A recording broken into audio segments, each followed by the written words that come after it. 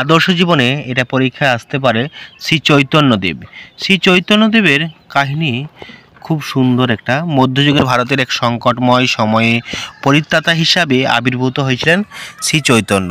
1486 খ্রিস্টাব্দের 19শে ফেব্রুয়ারি নবদ্বীপের মায়াপুরে এক নিষ্ঠাবান ব্রাহ্মণ পরিবারে শ্রী চৈতন্যদেবের জন্ম হয়। তার ছেলেবেলার নাম ছিল কি নিমাই। পিতা জগন্নাথ মিশ্র, মাতা সচীদেবী। তো মধ্যযুগের ভারতের এক সংকটময় সময়ে তখন খুব খারাপ অবস্থা, সেই সময় আবির্ভূত হয়েছিলেন শ্রী চৈতন্যদেব। তো 1486 খ্রিস্টাব্দ 19শে ফেব্রুয়ারি কোথায়? নবদ্বীপের মায়াপুরে এক নিষ্ঠাবান ব্রাহ্মণ পরিবারে। তার ছোটবেলার নাম ছিল নিমাই, আর পিতা ছিলেন জগন্নাথ মিশ্র আর মাতা সচীদেবী। তো বাল্যকাল থেকে নিমাই ছিলেন এক মেধাবী, যেমন মেধাবী তেমনি জ্ঞানের প্রতি অনুরাগী। তাকে ভর্তি করে দেওয়া হয় গঙ্গাদেশ পণ্ডিতের চতুষ্পটিতে, মানে পাঠশালাতে। কয়েক বছরের মধ্যে নিমাই নানা শাস্ত্রে সুপণ্ডিত হয়ে ওঠেন। সব বিষয়ে বিদ্যা শিক্ষা সমাপ্ত হলে নিমাই নিজেই টোল খোলেন, নিজেই পড়াশোনার জন্য একটা পাঠশালা খোলেন, মানে স্কুল। দলে দলে ছাত্ররা তার টোলে ভর্তি হতে থাকেন। কৈশোর বয়সে অতিক্রম করলে মাতা সচীদেবী নিমাইয়ের বিয়ে দেন লক্ষ্মীপ্রিয়ার সঙ্গে। সেই সময় তাহলে কিশোর বয়সে কি হয়েছে? মাতা সচীদেবী কার সঙ্গে বিয়ে দিয়েছেন? নিমাইয়ের সঙ্গে বিয়ে দিয়েছেন লক্ষ্মীপ্রিয়ার সময়। সেই সময় কেশব ভারতী নামে এক মহাপণ্ডিত তর্কযুদ্ধে দেশের অন্যান্য পণ্ডিতদের হারিয়ে নবদ্বীপে আসেন। কেশব ভারতী কী করেছেন? মহাপণ্ডিত তর্কযুদ্ধে দেশের অন্যান্য পণ্ডিতদের হারিয়ে নবদ্বীপে আসেন। কেশব ভারতীর নাম শুনে অন্যান্য পণ্ডিতরা তখন ভয়ে তটস্থ। সেই সময়ে নিমাই তার সঙ্গে তর্কযুদ্ধে অবতীর্ণ হন। কেশব ভারতী নিমাইয়ের কাছে পরাস্ত হন। এর ফলে কি হয়? নিমাইয়ের পাণ্ডিত্যের খ্যাতি চারিদিকে ছড়িয়ে পড়েন। তাহলে কেশব ভারতী নিমাইয়ের কাছে পরাস্ত হয়, নিমাই হারিয়ে দিয়েছে কেশব ভারতীকে। ফলে কি হয়েছে? নিমাইয়ের পাণ্ডিত্যের খ্যাতি চারিদিকে ছড়িয়ে পড়ে যায় কেশব ভারতীর মতন। নিমাই কিছুদিনের মধ্যে পূর্ববঙ্গে পূর্বপুরুষের ভিটে শ্রীহট্টে বেড়াতে গেলেন। পূর্বপুরুষের যেখানে থাকতো সেটা হচ্ছে শ্রীহট্ট, বাংলাদেশে। সেই সময় সর্পদংশনে লক্ষ্মীদেবী মারা যান। সর্পদংশন, সাপে কামড়ে দেয় লক্ষ্মীদেবীকে। নিমাই ফিরে এসে একথা শুনে শোকে ভেঙে পড়েন। কিছুদিন পর সচীদেবী এক মিত্র পরিবারের গৃহলক্ষ্মী বিষ্ণুপ্রিয়ার সঙ্গে নিমাইয়ের আবার বিয়ে দেন। বিয়ের অল্প কিছুদিন পরেই নিমাই স্বর্গত পিতার পিণ্ডদান করতে গোয়ায় যান। তার বাবা মারা যায়, সে বাবার মারা যাওয়ার পিণ্ডদান করতে যান এবং গৃহলক্ষ্মী বিষ্ণুপ্রিয়ার সঙ্গে বিয়ে হয় নিমাইয়ের। মিত্র পরিবারের মেয়ে বিষ্ণুপ্রিয়া। আর বিষ্ণু পাদপদ্ম দর্শনের পর তার অভিভূত পিণ্ডদান করতে এলো গোয়াতে। দেব বিষ্ণু পাদপদ্ম দর্শনের পর তার অভূতপূর্ব পরিবর্তন দেখা দিল।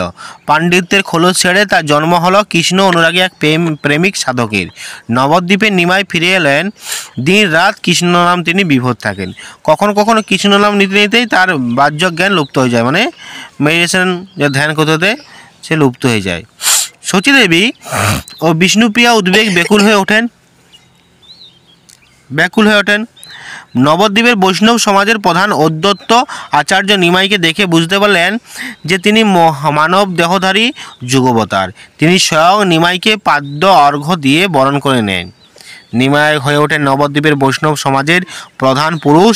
কিছুদিনের মধ্যেই নিমাইয়ের অনুগামী এক বিরাট ভক্তমণ্ডলী গড়ে উঠল নবদ্বীপে। তাদের মধ্যে ছিলেন অদ্বৈত আচার্য, শ্রীনিবাস, মুরারিগুপ্ত, গদাধর, নিত্যানন্দ, জবন হরিদাস প্রমুখ। আর হরিনামে নদিয়া মাতোয়ারা হয়ে উঠলেন। কিন্তু তা অনেকের পছন্দ হলো না, হরিনাম অনেকের পছন্দ হলো না। সমাজপতিরা জগাই মাথায় নামে দুই নগর কোটালকে নিমাইয়ের বিরুদ্ধে পরিচিত করে তোলেন। ব্রাহ্মণ সন্তান হয়েও পাপাচার। জগাই মাথায় একদিন নিমাইয়ের কীর্তনের দলে হামলা চালিয়ে কলসির ভাঙা টুকরো দিয়ে নিত্যানন্দকে আঘাত করেন। নিত্যানন্দ দুই পাপাচারীকে কৃষ্ণ নাম করার অনুরোধ জানিয়ে বলেন, মেরেছ কলসির কানা, তাই বলে কি প্রেম দেব না? এই কথাটা বলেছিল জগাই মাথাকে। এতে জগাই মাথায় সম্বিত ফেরে তারাও নিমাইয়ের শিষ্যত্ব গ্রহণ করেন। সেই সময় বাংলার সুলতান হোসেন শাহের অধীনে চাঁদ কাজী শাসন করতেন নবদ্বীপে। তিনি প্রবল হিন্দু বিদ্বেষী ছিলেন, হিন্দুদের ভালোবাসেন না। তিনি বৈষ্ণবদেবের দলবদ্ধ হয়ে নগর কীর্তন বন্ধ করার আদেশ দেন। নিমাই কী করছেন? কৃষ্ণ নাম করতে করতে অসংখ্য ভক্তমণ্ডলী নিয়ে কাজীর প্রাসাদে অবরোধ করেন। কাজী ভীত হয়ে প্রাসাদের বাইরে এসে আত্মসমর্পণ করেন ও কীর্তনের উপর বাধা নিষেধ তুলে দেন। নিমাই ভেতরে ভেতরে বৃহৎ জগতের কল্যাণের জন্য প্রস্তুত হলেন। 1510 খ্রিস্টাব্দে 26শে মাঘ গভীর রাতে মাতা শচীদেবী ও স্ত্রী বিষ্ণুপ্রিয়াকে ছেড়ে গৃহত্যাগী হন। গঙ্গা পার হয়ে তাহলে 1510 খ্রিস্টাব্দে 26শে মাঘ গভীর রাতে মাতা কী করছেন, শচীদেবী ও স্ত্রী বিষ্ণুপ্রিয়াকে ছেড়ে গৃহ ছেড়ে দিয়েছেন, সন্ন্যাস গ্রহণ করেছেন। গঙ্গা পার হয়ে কাটোয়া গিয়ে কেশব ভারতীর কাছে সন্ন্যাস গ্রহণ করেন। তার নতুন নাম হয় শ্রী চৈতন্য। উড়িষ্যার পুরীতে জগন্নাথ দর্শনের জন্য শ্রী চৈতন্য কয়েকজন শিষ্যকে নিয়ে রাবানা হলেন। পথে বিভোর অবস্থায় কাটে। জগন্নাথ মন্দিরের ভিতর প্রবেশ করে শ্রী চৈতন্যদেব কৃষ্ণপে বিভোর হয়ে চেতনা হারিয়ে মেয়েটের লুটিয়ে পড়েন। সেই সময় উৎকল রাজা প্রতাপরুদ্র, তার গুরুদেব মহাপণ্ডিত বাসুদেব সার্বভৌম উপস্থিত ছিলেন। প্রতাপরুদ্র শ্রী চৈতন্যর এই তীব্র বিভোর অবস্থা দেখে মুগ্ধ হন। তিনি তাকে নিজ প্রাসাদে নিয়ে যান। বাসুদেব সার্বভৌম সেকালে ভারতের শ্রেষ্ঠ বৈদান্তিকদের মধ্যে অন্যতম ছিলেন। শ্রী চৈতন্যের ভক্তি ও গভীর পাণ্ডিত্যের কাছে বাসুদেব আত্মসমর্পণ করেন।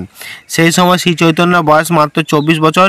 শ্রী চৈতন্যের প্রেম ধর্মের পর্শে তা গত পাপীর জীবন দস্যু প্রবঞ্চকদের জীবনে নতুন জীবনের স্পর্শ লাগে। বাংলার সমাজ জীবনে শ্রী চৈতন্যের প্রেম ধর্ম ও নবজাগরণের সৃষ্টি করে। হিন্দু সমাজের যে অবক্ষয় কুসংস্কার দানা বেঁধেছিল ও বাংলার সেই সাংস্কৃতিক অবক্ষয় দেখা গিয়েছিল দূর করে নবজাগরণ আনেন শ্রী চৈতন্য। জীবনের শেষ 24 বছর শ্রী চৈতন্য পুরীতেই কাটিয়ে দেন। মাঝে তিনি পদব্রজে দক্ষিণ ভারত, রাজস্থান, মধ্যপ্রদেশ, উত্তরপ্রদেশ, সারনাথের প্রচার করে পুরীতে ফেরেন। 1533 খ্রিস্টাব্দে 29শে জুন পুরীতে শ্রী চৈতন্যদেবের তিরোধান হয়।